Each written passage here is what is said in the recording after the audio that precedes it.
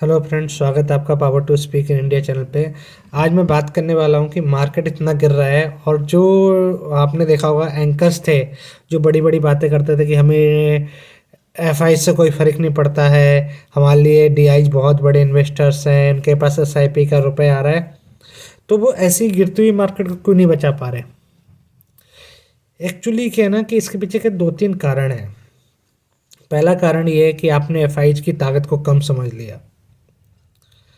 दूसरा कारण ये है कि कब तक आप मार्केट से रुपए उठाते रहेंगे, मतलब एसआईपी के रूप में, और उनको रिटर्न कुछ नहीं देंगे।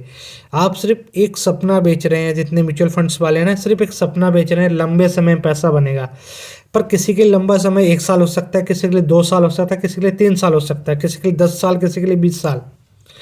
आप मेरे को तो ऐसा लगता है कि ना, ये सारी एजेंसियां मिली हुई हैं और सब मिलके बता रही हैं कि लंबे समय तक के लगाइए, पर लंबा समय किसी ने डिसाइड ही नहीं किया। मतलब सबका कहना है कि लंबे समय में, जैसे यही बात हो गई, ये तो वही बात हो गई।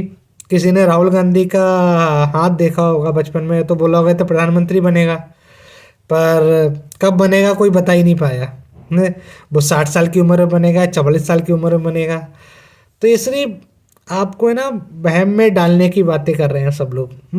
दूसरी बात ये है कि जितने भी म्यूचुअल फंड बेचने वाले हैं ना लंबे समय के लिए, उन सबको ट्रेल इनकम आती है। जब ट्रेल इनकम आती है ना, तो उनका रुपए बनता है। तो अक्सर वो बोलते हैं लंबे समय के लगाइए। क्यों? उनको उस लंबे समय तक आपका इनकम आती रहेगी, आपके ट्रेल इनकम उसको कमीशन आती रहेगी उस पर्सन को। तो ये सिर्फ बेवकूफ़ बनाने के तरीके हैं। आप अपना डिसाइड कीजिए आपको किस फंड में लगाना है। आपका क्या विजन है? आपका 3 साल का विजन है, आपका 5 साल का है, 10 साल का, क्या विजन है? अगर आपका विजन छोटा है और आप उस टाइप के फंड ढूंढ पा रहे हैं तो ढूंढिए। नहीं तो एक कोई भी आपका जो फाइनेंशियल एडवाइजर है, जिसके पास ए आर एन कोड होना चाहिए सेबी का, तो उससे आप राय ले सकते हैं, उससे पूछ सकते हैं म्यूचुअल फंड में, कौन से म्यूचुअल फंड में इन्वेस्ट करना है, कौन से नहीं करना है।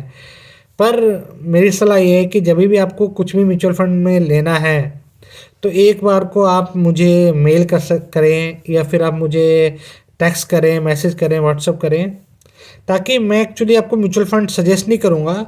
मैं आपको बाकायदा एक प्लानिंग करूँगा कि आपको ये म्यूचुअल फंड क्यों लेना चाहिए, और इसने पिछले इनकी क्या बाइंग है, उस फैक्ट शीट देख के कि किन किन कंपनियों में लोग बाइंग कर रहे हैं, और इसका जो फंड मैनेजर है वो कितना पुराना है, कितना एक्सपीरियंस फंड मैनेजर है।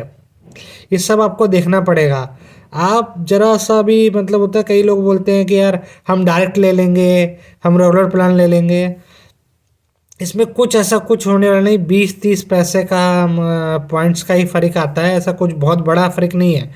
पर आपने अच्छा म्यूचुअल फंड लिया तो अल्टीमेट आपका रुपए बन भी सकता है, और आपने वही ख़राब म्यूचुअल फंड ले लिया तो आपका उतनी स्पीड से रुपए नीचे भी जा सकता है।